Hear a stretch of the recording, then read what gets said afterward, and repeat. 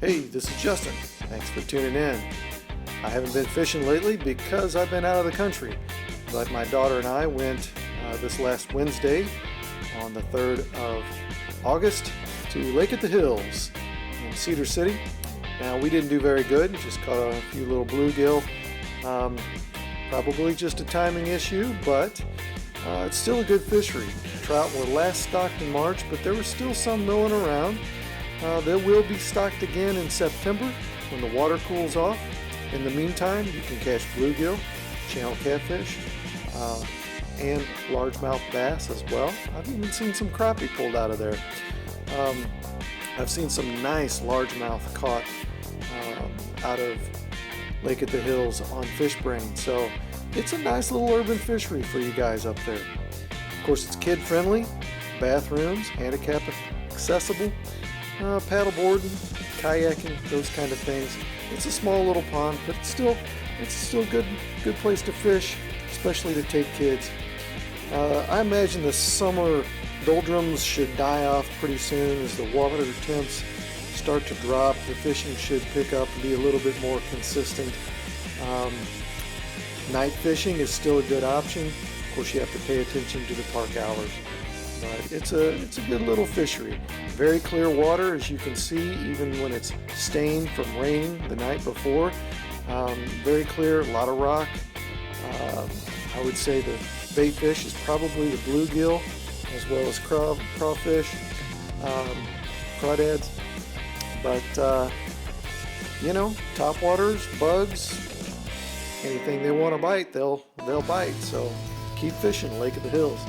Now I got some exciting fish stocking news for southern Utah. 4 lakes I want to mention that I'm really stoked about. Number 1 is Baker Reservoir in southern Utah. Recently, this last month, 500 wipers, hybrid bass, were stocked in Baker Reservoir. Now they're only 8 inches. You can catch them that size, but they grow fast, really fast.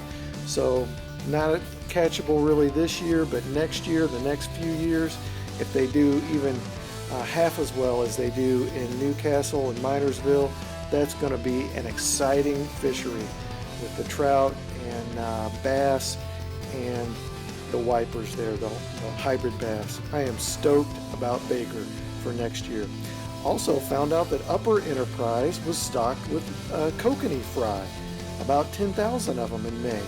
So little, I don't know potentially how long it takes to grow, but 2-3 years down the road, maybe we'll be catching some kokanee out of Enterprise.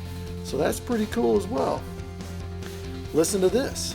Navajo Lake, which is about 2 hours from me, but probably an hour and 20-30 minutes from St. George or so, they stocked tiger muskie in July in Navajo Lake.